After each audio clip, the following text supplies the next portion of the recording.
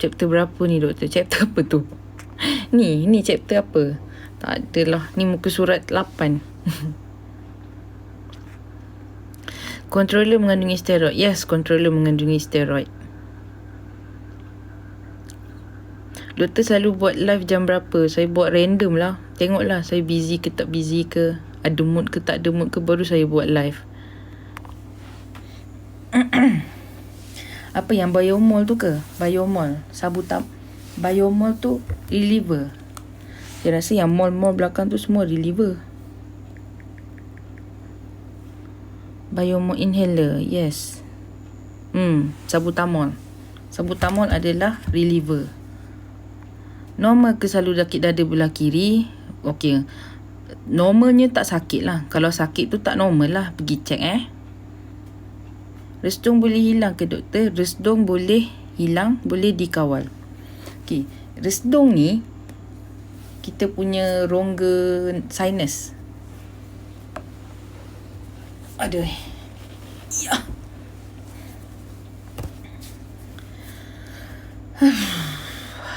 Okey, ini kita punya sinus lah. Sinus ni selalu orang kaitkan dengan resdung. Okey, ini adalah rongga yang normal. Normalnya dia kosong. Ada air sikit lah, tapi biasanya dia kosong. Dia kosong je. So bila ada tersumbat ke apa ke, dia akan jadi infection dekat sini, jadi lendiran-lendiran air, jadi infection. Itu yang buat simptom resdung. Resdung kita boleh kawal. Dia tak boleh hilang. Doktor, saya nak tanya, kalau resdung dia berkait dengan cystic acne. Cystic acne dia tumbuh area rahang. Tak ada kaitan pun sebenarnya. Okey, resdung tu dekat area sini. Rahang kita mana ada? Mana ada rongga resdung? Okey. Mungkin masalah kulit lah. Okey. Kenapa batuk plus kahak tak keluar, tekak jadi kering, perit biarpun dah minum air? Alright. Untuk masalah ni kan, batuk dia berkahak, kahak dia tak keluar. Mungkin kahak pekat. Okey, pekat. Lepas tu tekak jadi kering dan perit biarpun dah minum air. Tekak jadi kering dan perit sebab mungkin batuk sangat. Lepas tu hidung kita tersumbat. Kita akan tend untuk bernafas ikut mulut. Bila kita bernafas ikut mulut tu yang akan buat mulut kita kering, tekak jadi kering, perit walaupun dah minum air. Okey, cara nak bagi dia tak kering dengan perit tu adalah hisap gula-gula. Okey, kalau kita minum air tu dia lalu je, tapi kita still akan benda ni still akan kering juga. So solution dia adalah minum, hisap gula-gula, hisap.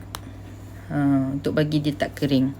Okay, isu dengan batuk kahak tak keluar tu depends lah. Kalau kahak tu dia pekat, memang susah nak keluar, especially kalau dia duduk dekat area-area sini. Okay, dia duduk dekat area-area sini. So bila dia ada dekat area sini, dia pekat, dia susah sikit nak keluar.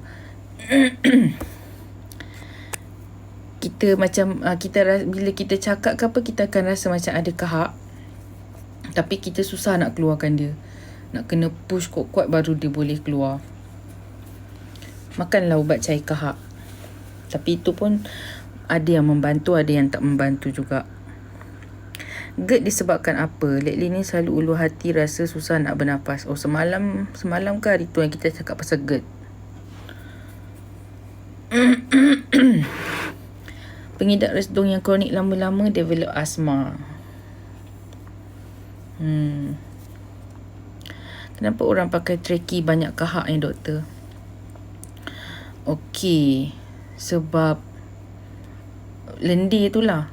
Okey, orang yang ada trachea ni, maksudnya dia ada masalah dengan dia punya sistem pernafasan. Bila dia memang akan ada kahak. Sebab lendir dekat sekitar tu, okey, trachea tu dia akan buat kat sini kan.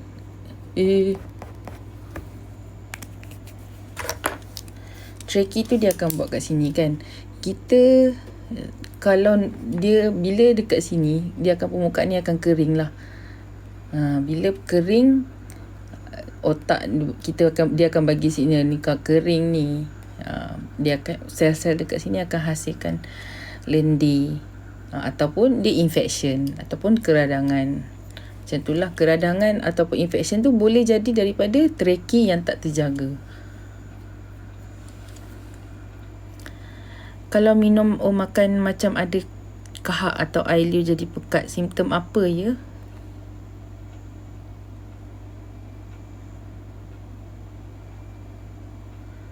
Simptom apa? Makan atau minum something, mungkin kalau makan benda-benda yang sejuk, kahak atau air liur jadi pekat. Restung membuat makin banyak lendir. Betul. Apa nama ubat dia untuk sinus, doktor? Dia ubat antihistamin. Macam-macam lah. Korang cari kerja kat farmasi. Sinus boleh hilang ke? Okey, macam saya cakap tadi lah. Dah banyak kali cakap ni. Resdung tu adalah type of alahan. Padam. Saya tak boleh lama tau. Saya sampai pukul 12 je sebab saya kerja besok. Okay. Atopi.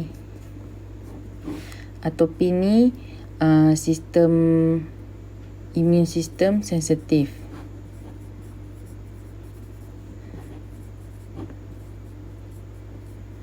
Dia termasuklah alahan pada benda-benda lah, semua benda. Okey, asma, eczema, resdung. Okey, semua benda ni dia ada trigger. Trigger apa yang menyebabkan sensitif tu? Sebab sensitif kan? So trigger setiap orang berbeza.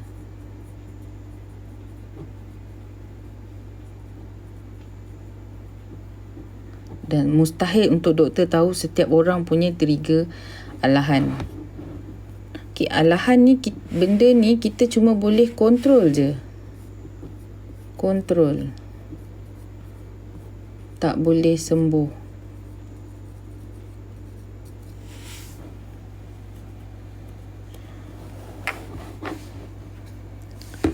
Okey, dan itu adalah tanggungjawab masing-masing untuk tahu apa yang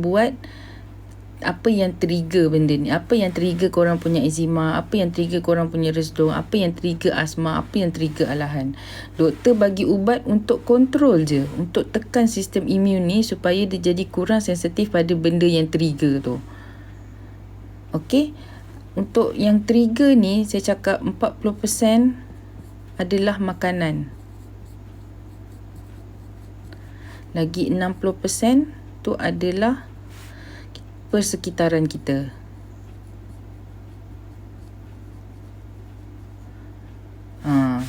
So tak semestinya alahan je makanan.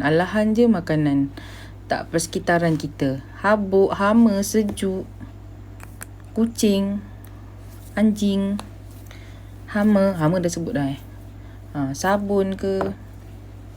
Okey, benda macam tu. Harap pagar makan padi. Oh, tiba.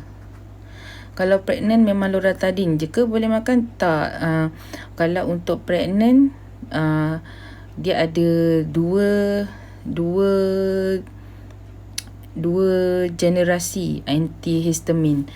Boleh makan, tapi kita biasanya safe bagi cetirizine atau loratadin. And then ubat untuk hidung tersumbat memang tak boleh. Cara ikhtiar resdung selain ubat apa? Elakkan benda yang trigger ni. Benda yang trigger ni korang kena elakkan. Okay. Kadang ada yang doktor suggest operation.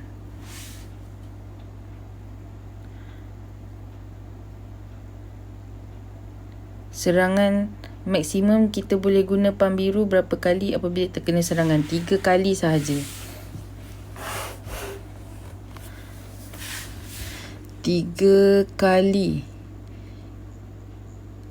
reliever dalam sejam.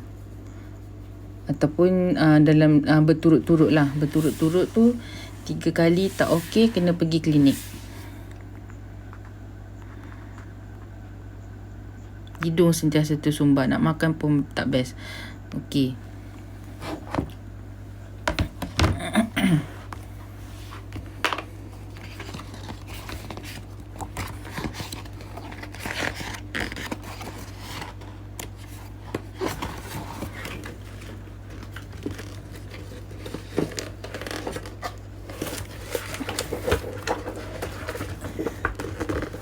Iya. Okey. Ini hidung. Ini adalah hidung. Ni sinus yang saya cakap tadi tu. Sinus semua ni. Okey. Kalau kita tengok dekat kenapa hidung boleh tersumbat. Ada macam-macam penyebab. Kadang benda ni dia ada ni. Sorry, tak nampak. Ni dia boleh bengkak. Bila bengkak, dia boleh jadi tersumbat lah. Ataupun ada polip.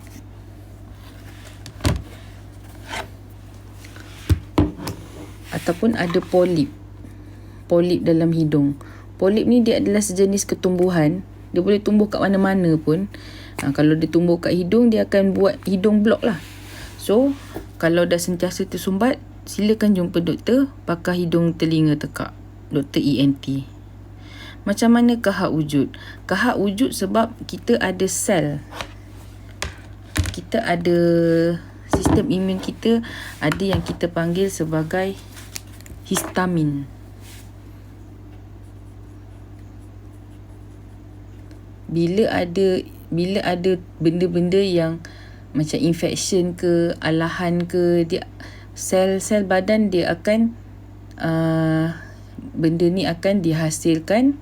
So sel-sel yang dekat permukaan hidung ke dan mucus ataupun lendir.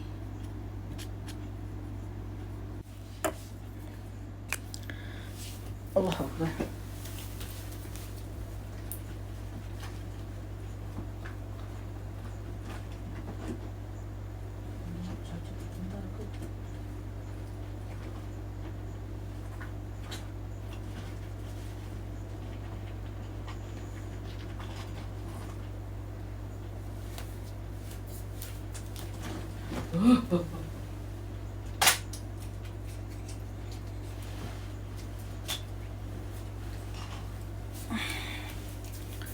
Alamak, charger tertinggal kat klinik dah pula.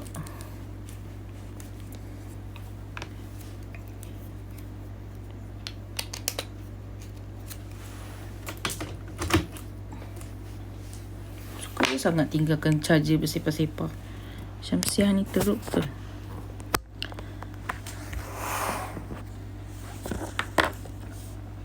Okay, batuk dah lama tapi doktor cakap tak ada apa-apa lepas batuk lepas minggu minum ais. Okey, ais tu sejuk. Sejuk tu pun boleh menyebabkan penghasilan mucus. Ada nak imbuk segan dalam ni. Okey, orang yang nak untuk yang nak PM saya dekat dalam TikTok ni, depends lah. Kadang ada yang saya jawab, ada yang saya tak jawab. Yang saya tak jawab tu yang suka cakap Assalamualaikum doktor, saya nak tanya something boleh? Lepas tu senyap. Okay, itu satu. Ataupun yang terlalu personal, yang berkaitan dengan maksudnya macam bersifat consultation. Yang tu saya memang tak boleh jawab. Yang tu kena jumpa doktor depan-depan. Okay. And then kalau secara generalnya saya boleh jawab. Kalau saya boleh jawab, saya akan jawab. Ubat, kalau dah makan ubat cair kahak tak jalan juga, what to do doktor? Ubat cair kahak dia ada macam-macam jenis lah. Kalau dah makan ubat cair kahak, apa yang tak jalan? Maksudnya kahak tu tak cair juga. Boleh je makan lagi, tak ada masalah pun. Kenapa hingus tak dapat keluar melalui hidung sedang bila resdung teruk dan kena keluarkan melalui tekak? Okey, untuk orang yang resdung ni,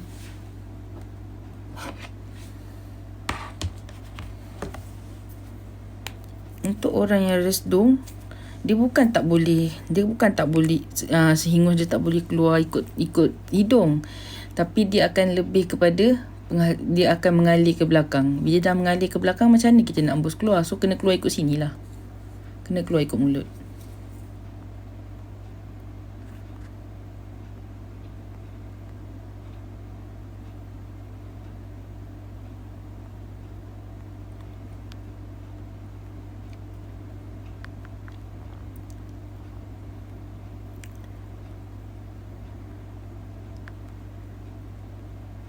Kalau saya makan ubat cair kahak antibiotik juga tapi masih belum baik, tekak tak kering. Okey, bila dah makan antibiotik, kuman tu mati. Tak bermaksud kuman tu mati terus simptom dia elok. Okey, badan kita kan dia dah musnahkan semua kuman-kuman, bakteria apa semua tu kan. So benda tu akan ambil masa untuk badan kita clearkan balik semua tu. Cara dia nak clearkan balik paru-paru tu adalah dengan batuk dan sesama untuk dia push out daripada kita punya sistem. So benda kuman yang dah mati semua tu dia akan dalam bentuk lendir lah. So bila dia dah ni sisa-sisa kuman semua tu kat dalam paru-paru, badan kita nak keluarkan dengan cara batuk. Okey, sebab itu kalau kita tak bagi ubat ubat untuk tekan ubat batuk pun kadang sebenarnya tak bagus sangat lah. Saya ada tahu doktor pakar saya, dia memang tak suka bagi ubat batuk pada pasien. Sebab dia kata macam tak ada function sangat pun. Badan kita capable untuk clearkan infection tu sendiri.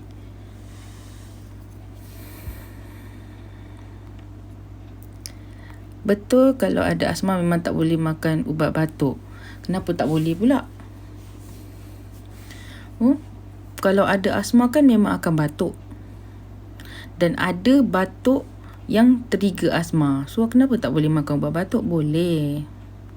Sinus rinse, yes, kalau boleh guna sinus rinse, guna sinus rinse. Tapi saya tahu tak semua orang reti pakai sinus rinse ni. Cavity dekat hidung tu kena cuci. Yes, betul, cavity yang ni.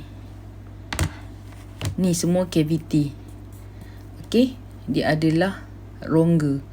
Rongga ni dia boleh simpan lendir ke, dia boleh simpan bakteria sampai jadi infection.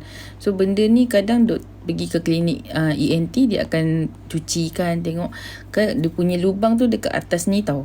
Kalau sinus yang dekat pipi ni, dia punya lubang kat atas ni. So bila air kat dalam ni dah penuh baru dia akan keluar. Okey, tapi biasanya kalau orang yang ada masalah sinus ni, doktor akan tebuk satu lagi lubang kat sini supaya dia tak terkumpul dekat dalam ni sampai buat infection. Saya pernah tengok saya punya pakar dia tebuk tuk macam tu. Ish, ada ni dia pakai ni. Dia pakai filter pula. Terima kasih. Sama-sama. Tengah hidung tersumbat demam. Allah, kesiannya. Kenapa hingus saya macam kahak? Hingus dengan kahak sama.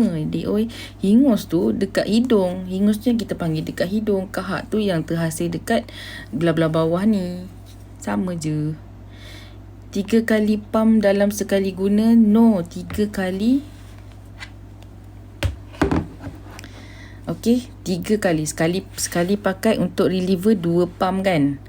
Okey, 2 pump. So dalam lepas tu kita tunggu 15 minit kan? Lepas 2 pump 15 minit tak okey, pakai lagi sampai 3 kali berturut-turut. Kalau masih tak okey juga, kena pergi klinik. Okey, Avis Ruby, kalau terlebih pump apa jadi? Kalau terlebih pump, tak tahulah, sebab kalau korang dah 3 kali reliever dalam sejam tu still tak okey juga, korang nak tunggu ke?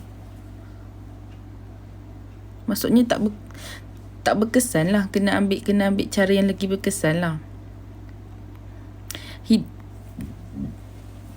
Alhamdulillah, hidung selalu berair. Hidung selalu berair tu Bukan sesama ke? Sinus tu boleh cuci. Okey, sinus boleh cuci asalkan cuci dengan air yang betul-betul bersih. Kita panggil air yang sterile. Okey, jangan pakai air pipe ke apa ke, jangan. Boleh cuci tapi pakai solution yang sesuai. Solution tu kena beli dekat farmasi.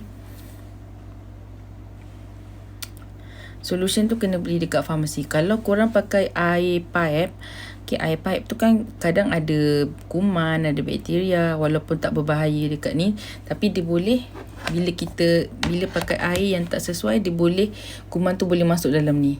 Kuman tu boleh membiak dalam ni. So jangan ambil risiko. Topik malam ni respiratory system sahaja. Kalau macam tu saya nak tanya pasal X-ray paru-paru. Macam mana doktor baca X-ray dada atau paru-paru? Okey, X-ray dada. Lagi 10 minit je. Kalau soalan yang saya tak boleh jawab tu, saya minta maaf ya.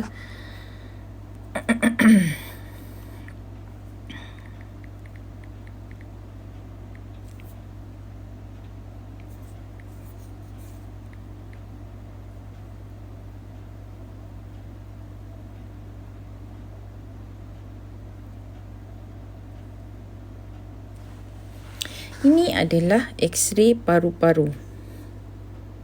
Nampak ke? Clear ke? Ni X-ray paru-paru yang normal lah.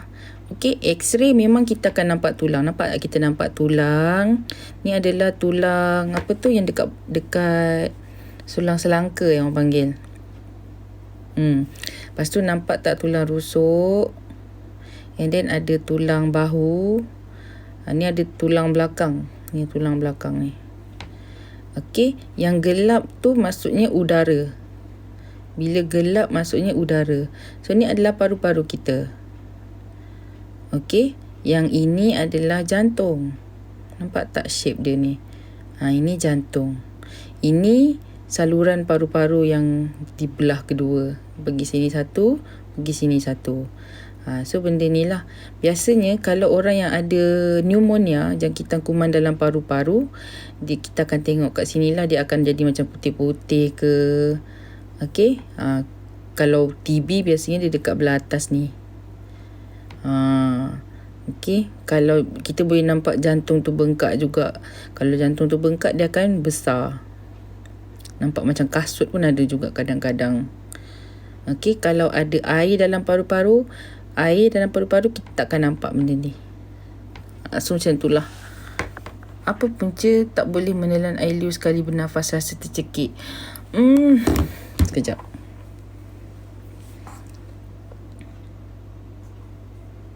Okey. Tengok ni lah. Apa punca tak boleh menelan air liur sekali bernafas? Okey, kita punya sistem pernafasan kita, ini hidung, ini mulut. Ini adalah saluran pemakanan. Saluran pemakanan ni adalah saluran paru-paru. Dan dia dilindungi oleh benda ni. Apa nama dia? Epiglottis. Okey, epiglottis. So bila kita nak telan, epiglottis ni dia akan bengkok macam ni, dia tutup saluran ni. So dia akan masuk kat sini. Kalau kita dah habis makan, dia akan naik balik ke atas macam ni. So dia akan udara masuk. Kalau kita makan telan air liur, dia akan tutup. Benda ni akan tutup balik. So kalau macam makan sambil bercakap ke apa ke, tersedak, air tu masuk dalam ni. Air tak boleh lah masuk dalam ni. Dia akan buat kita tersedak lah, sebab benda ni untuk udara je. Okey, ada faham?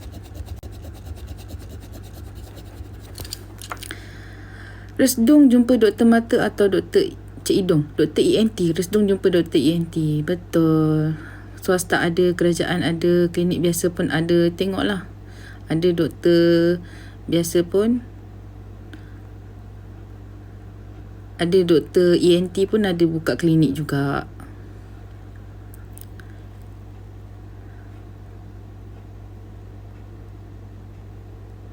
Nak tanya bila pakai inhaler dan bila pakai nap. Pakai nap bila dengan inhaler 3 kali berturut-turut tak okey, pakai nap. Kalau pakai nap 3 kali berturut-turut tak okey, kena pergi hospital. Hidung saya macam always tersumbat, susah nak bernafas. Kenapa ya? Yang tu kena check dekat klinik. Pergi check dekat hospital. Doktor nak tengok kenapa tersumbat kan. Tersumbat susah nak bernafas, doktor akan masukkan kamera ikut dalam hidung. Masuk kamera ikut dalam hidung, tengok ini ada bengkak ke, ni bengkak ke, ataupun ada polip macam ketumbuhan sikit ke. So benda tu doktor akan tengok lah. Dia akan masuk kamera kat sini. Okay. Kenapa tu saya tak boleh nak cakap lah sebab apa. Sakit jantung dan lemah jantung berbeza. Okey, sakit jantung ada 2 sebenarnya. Sakit jantung sebab tersumbat, salur darah tu tersumbat, ataupun sebab jantung tu bengkak. Dia boleh, tapi kalau tersumbat lama-lama dia boleh buat bengkak. Begitu. Bila bengkak ni lah jantung tu lemah lah. Mata saya selalu berair. Ada kena-mengena dengan atopi? Yes. Kalau resdung, dia boleh buat mata pun berair. Sebab dekat mata ni nampak ni. Sorry, tak nampak pula kan. Okay, ini dekat mata. Dia ada saluran ke hidung. Nasolacrimal duct. Okay, saluran ni ke hidung. So kalau macam ada allergic kat sini kan, dia boleh pergi kat sini juga. So mata akan berair, merah, gatal-gatal. Sambil tu dia ada bersin-bersin, sesama. So ada kena-mengena. Sinus. Kalau okey, kena tahu apa yang trigger korang punya sinus.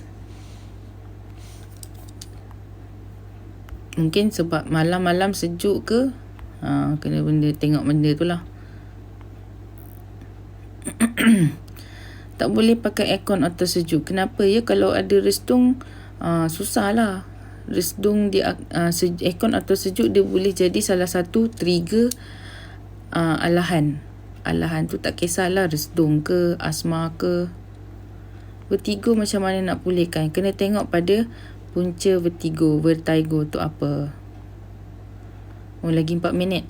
Hidung saya tersumbat, tak dapat bau dengan baik, telinga kurang guna. Boleh jadi hingus dah blok. Okey, jalan raya, sila jumpa doktor. Tengok kenapa, apa masalahnya sebenarnya.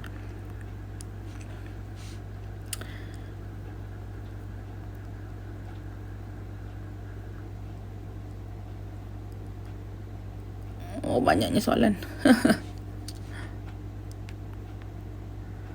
Yelah, sebab besok Sabtu kan, korang mana kerja. Lepas tu dah start cuti sekolah pula.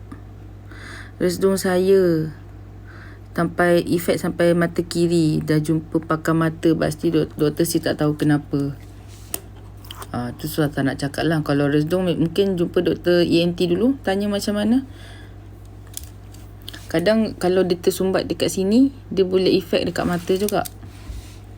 Ada tak rawatan untuk masalah tidur berdengkur? Ada, saya ada post dekat ni. Salah satunya rawatan tu, nak kata rawatan tu tak adalah, tapi salah satunya adalah dengan turunkan berat badan, kurangkan lemak kat leher. Okey, ubat untuk masalah tidur berdengkur ni tak ada sebenarnya tau. Dia adalah dengan kawal kita punya kesihatan badan kita. Nak rawat telinga bernanah dengan antibiotik.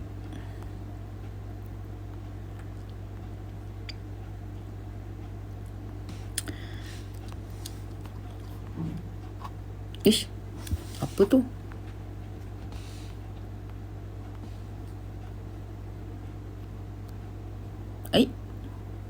Apa yang aku buat ni?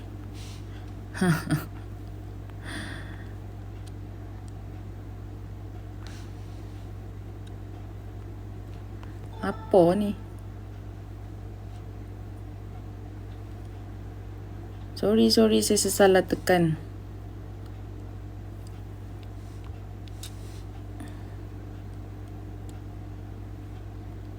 Doktor kalau nak cuci telinga dekat mana ya? Pergi je klinik mana-mana cakap nak cuci telinga. Tapi doktor akan tengok dululah kenapa. boleh cuci ke tak boleh cuci. Trimming on inferior turbinate. Inferior turbinate ni bawah ni. Benda ni boleh buat bengkak. So kalau ni doktor akan trim sikit lah supaya dia tak, supaya ada laluan tu untuk apa? Untuk hidung tak tersumbat lah basically. Okey ke kalau kena ambil prednisolone? Tak bagus sebenarnya ambil steroid lama-lama. Kecuali dengan pantauan doktor. Okey. Seminit lagi.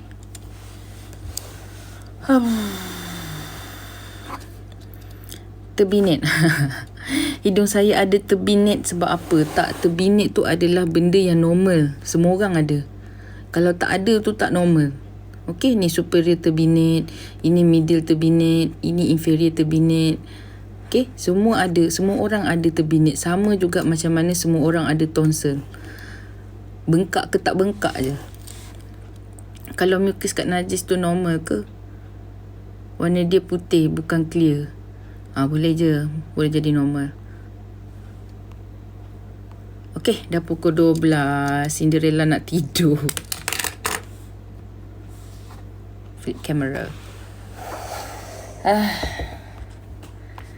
Selesai sudah kita punya live hari ni. Thank you doktor for the info. Okay, thank you, welcome. So besok saya kerja sampai pukul 9.30. Saya mungkin sampai rumah dalam pukul 10.30. Tengoklah kalau saya rajin nak live besok. Okay, thank you pada yang follow saya. Thank you pada yang join saya punya live. Harap dapat banyak ilmu hari ni. Okay, bye-bye. Good night semua.